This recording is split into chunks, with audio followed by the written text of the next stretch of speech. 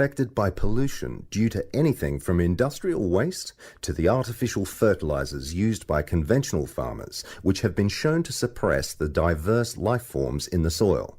This is why organic agriculture is the way of the future. Let's take a quick look at the conventional system, which is often based on monoculture, the production of a single large crop. It relies on chemicals for fertilizer and pest control. It is also becoming an increasingly common practice to use genetically engineered seeds. And more chemicals are used to control insects and fungi, which attack crops in storage and during transportation. Also, did you know that there is no requirement for conventional growers to maintain records of their production practices?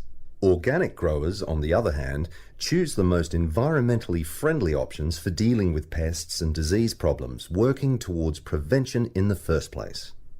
Some of the strategies they employ include alternating the crops grown in each field, as opposed to monocropping. Because different plants add different nutrients to the soil, by rotating crops, the soil is naturally replenished. This can do away with the need for pesticides, because the problem insects' life cycles are naturally interrupted. Surrounding crops with green waste can not only conserve moisture in the soil, but it can prevent weeds from springing up, and it also feeds the beneficial microorganisms. When it's ploughed under, it feeds the soil by building more organic matter. Organic farmers often release beneficial insects as predators, which precludes the need for artificial pesticides. Animal manure, combined with green waste materials, correctly composted to kill pathogens and weed seeds, fertilizes the soil in a way that encourages life rather than suppressing it. And, by the way, use of manure in organic farming is highly regulated. In fact, all agricultural inputs are evaluated for their long-term effects on the environment, regardless of whether they are synthetic or natural. To sum up, organic farming is the only sustainable way of feeding the people on this planet and keeping both the planet and the people in good health. That is the end of section 4. You now have half a minute to check your answers.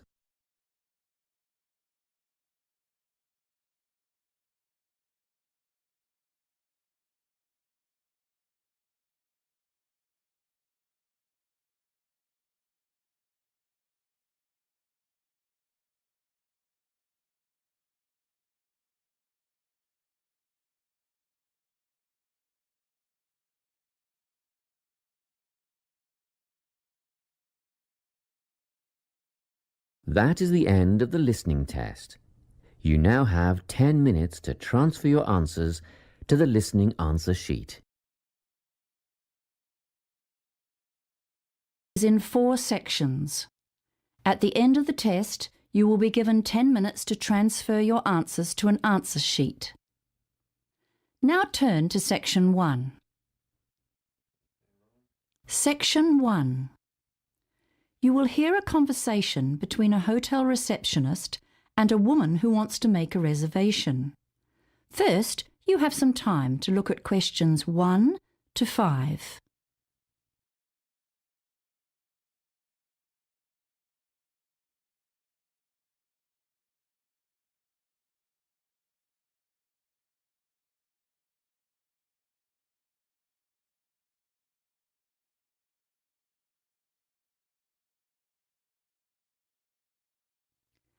You will see that there is an example that has been done for you.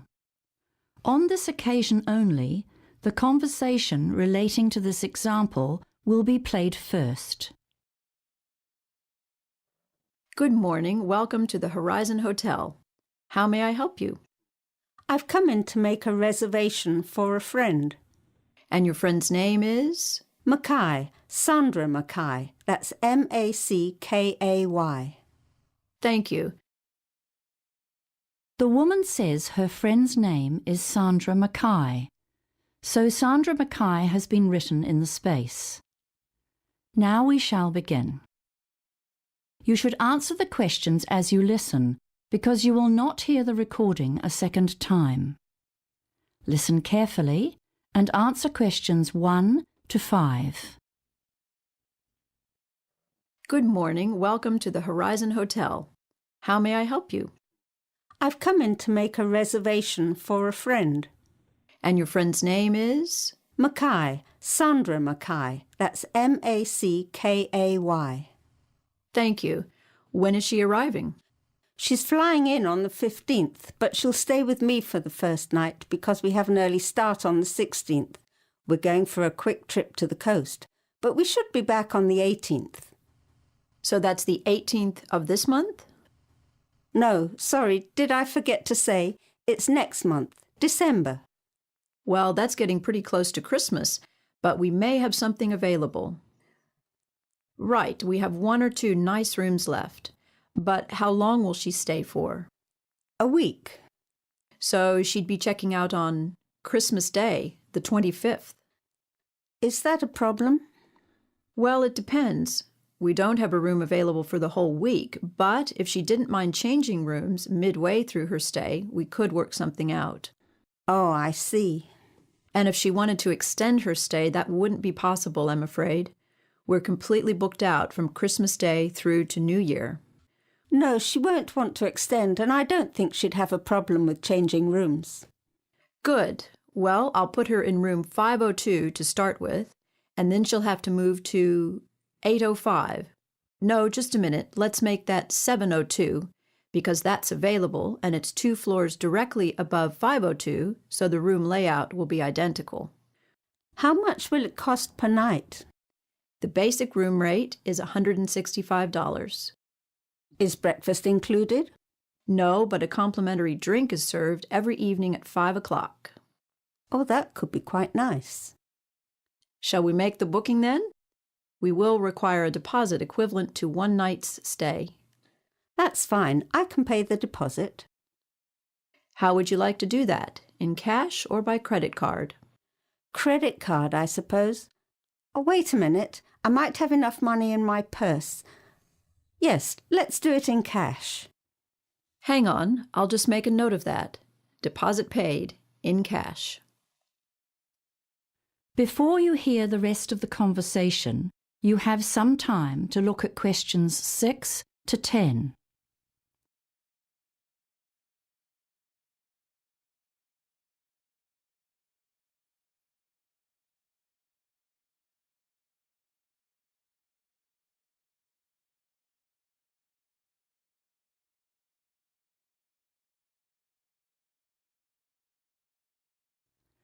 Now listen and answer questions 6 to 10. Just a second while I print a receipt. Who shall I make it out to? My name is Zoe Reed, R-E-E-D. Thank you, Miss Reed.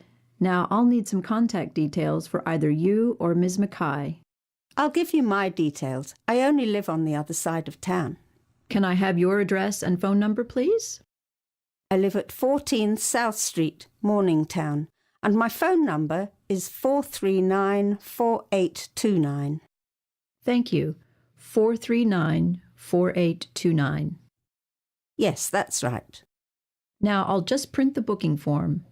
If you have any questions or need to make any changes, just quote the reservation number on the bottom of the form. That's it there. AQ459. Thanks very much. Oh, before I go, just a couple of questions. What time does the room get cleaned? I'm only asking because my friend usually has a short nap after lunch and she wouldn't like to be disturbed. Well, the maids are usually finished by 1 p.m. because we have a 2 o'clock check-in time, you see. They come on duty quite early in the morning, so they are sure to be finished in your friend's room by lunchtime. Yes, definitely. I'd say roughly 11 o'clock. Thanks. That's good to know. One more thing. Is there room service for meals? Only for breakfast and dinner. Breakfast service finishes at 9 and starts at 5 a.m. Dinner service starts at 6 p.m., but the last orders have to be in half an hour before the kitchen closes at 11 p.m. So full room service closes at 10:30.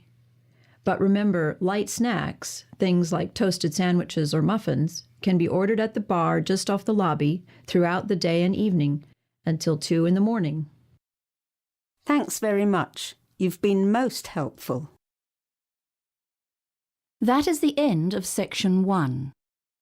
You now have half a minute to check your answers.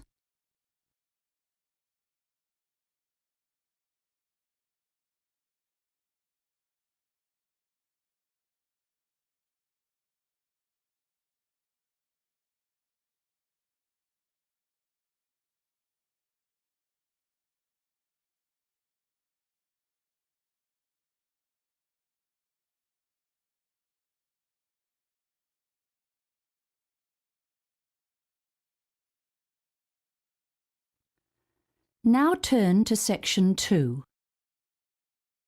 Section 2.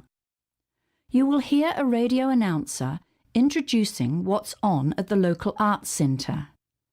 First, you have some time to look at questions 11 to 16.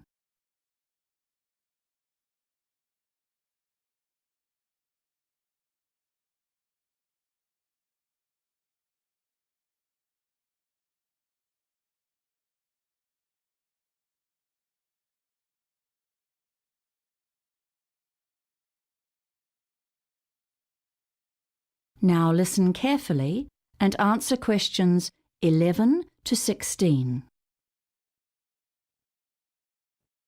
Hello, and thanks for joining me on the Art Scene tonight, brought to you by your local radio station 2ZG, and made possible by the generous sponsorship of Bertrand's Music and Video Store. Firstly, I want to announce that the refurbished Arts Centre downtown is opening soon, with some spectacular visual art displays and performances that you won't want to miss. In Gallery 1, the Arts Centre will be hosting an extraordinary exhibition of the latest creative works of our regional artists. There'll be landscapes, abstracts, photography, ceramics and sculpture. The exhibition opens on the 4th of March and runs through to the 10th of April. It's free and open to the public from 11 a.m. to 4 p.m. weekdays, and, by the way, all works on display are for sale, so be sure to bring your credit card with you. Gallery 2 will put on the annual showcase of the art of school students who take a sometimes challenging and often emotive look at the current issues facing youth in particular and society in general.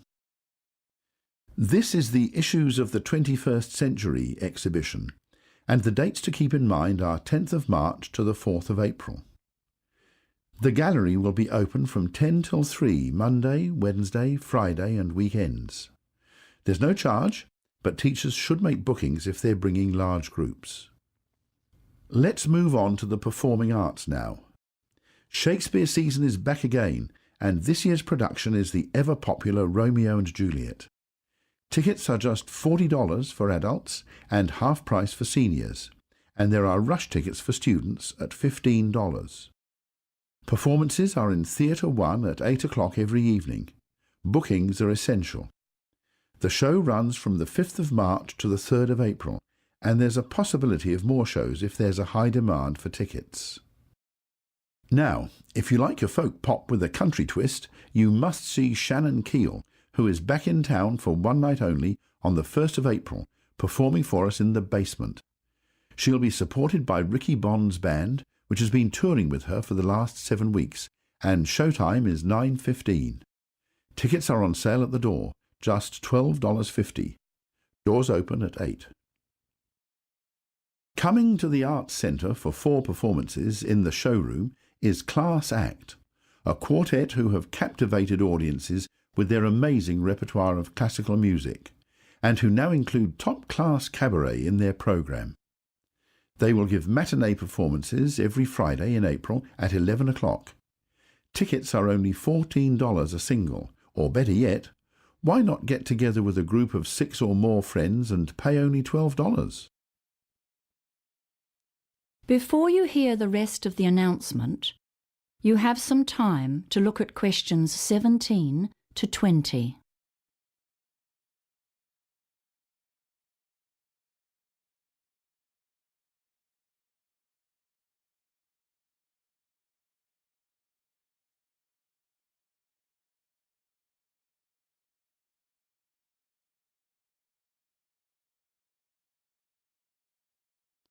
Now listen and answer questions 17 to 20.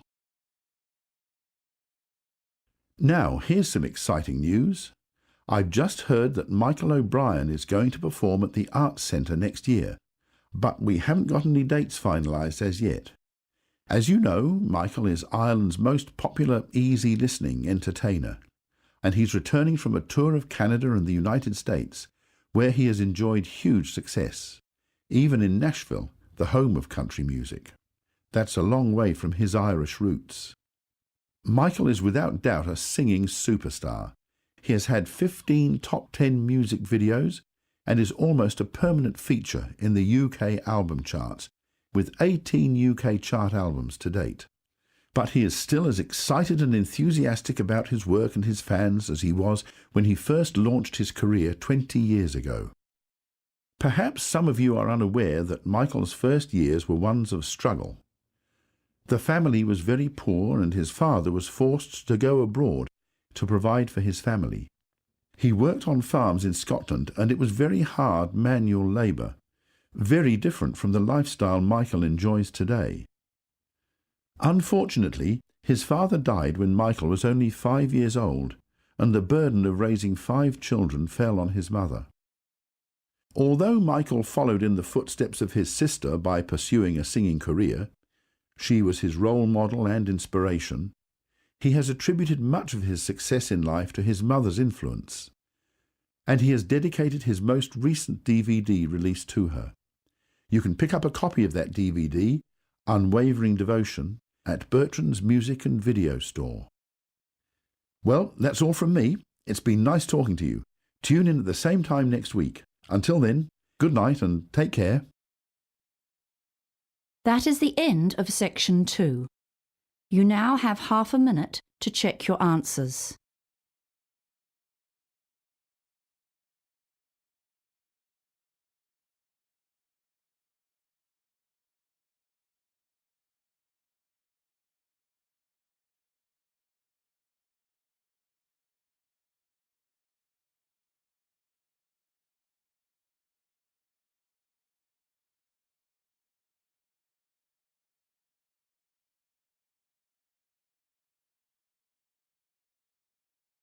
Now turn to section 3.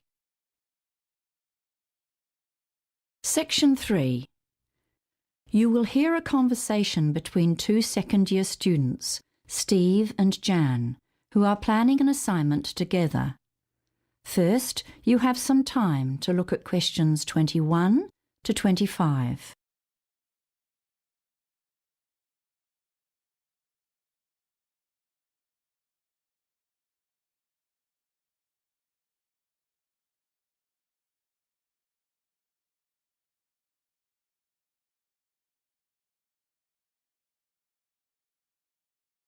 Now listen carefully and answer questions 21 to 25.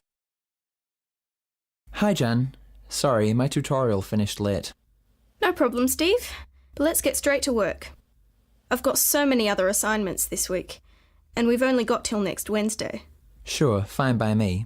So, we've got to do a combined presentation with at least 20 slides and a recommendation at the end. Is that right? Yes, and then 5 minutes for questions. Oh, right. I'd forgotten that. So, what shall we choose as a topic? I was wondering about copyright or intellectual property law. It's a tricky area, though. Well, I've been doing a bit of reading about digital privacy, and it's actually a really challenging issue now. I mean, the way employers and government departments rely on commercial databases for information on people. Okay, that sounds like it has potential. Tell me more. I can't say I've read much about it. Well, these databases compile information on all sorts of things, not just birth dates and income. They record people's lawsuits and convictions, employment history, credit rating, medical history, a range of statistics and stuff that is often out of date or is only partially true. And they get this information from public records on the internet? You mean it's actually available online? Yes, and that's the problem. We live in such a networked society now. There's so much data on the net and it's really accessible. Often the company employees who compile these databases include dated information or get confused by similar names and list the wrong details for people. I'm starting to get the idea. What kind of things can go wrong? Well, for example, a sales manager was fired because of a background check by a data company which reported that he'd served a jail term. He protested, but his boss still fired him. All he'd had was something minor like a speeding ticket. He suffered an unjust dismissal, plus the stress of trying to find another job. He was out of work for 7 months. I see. Okay, this has really got me thinking now. It's a great topic. Before you hear the rest of the conversation, you have some time to look at questions 26 to 30.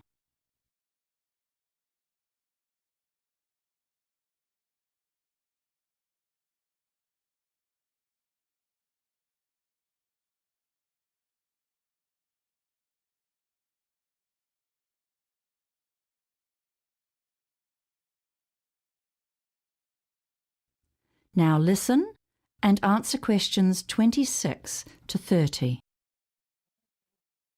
I'm thinking now about how the search engines apparently compile information on people based on their online search habits. You know, there's been a bit in the news lately. I guess that's pertinent. That's right, it's all part of the same issue.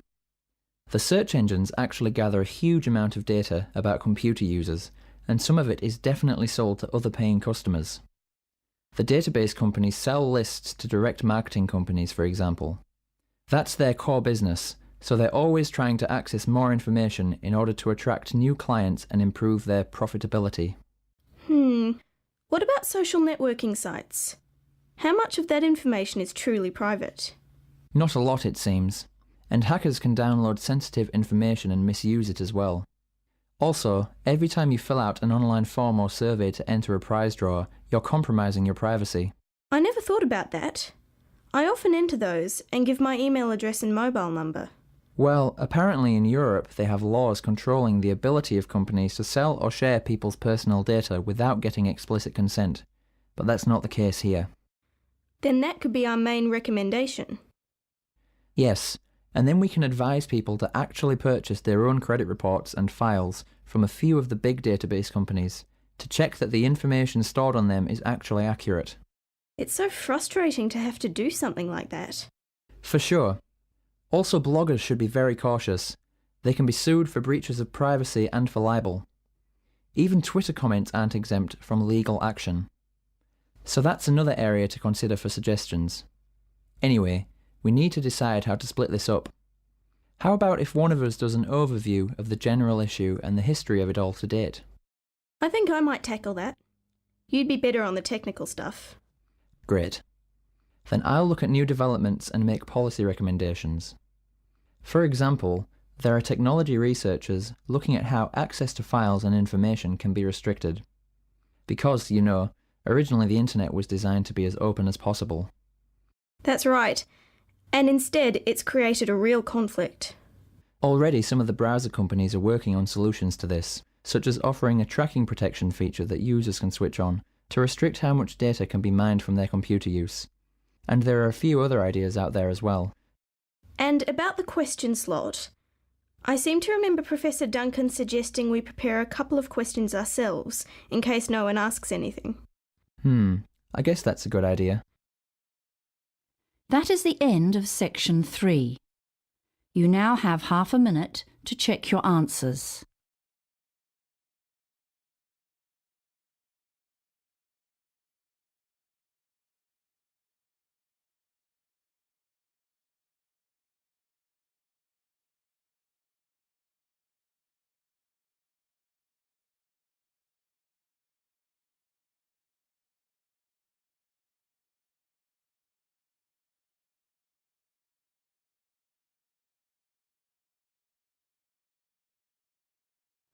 Now turn to section 4. Section 4. You will hear a lecture on the Antarctic toothfish industry. First, you have some time to look at questions 31 to 40.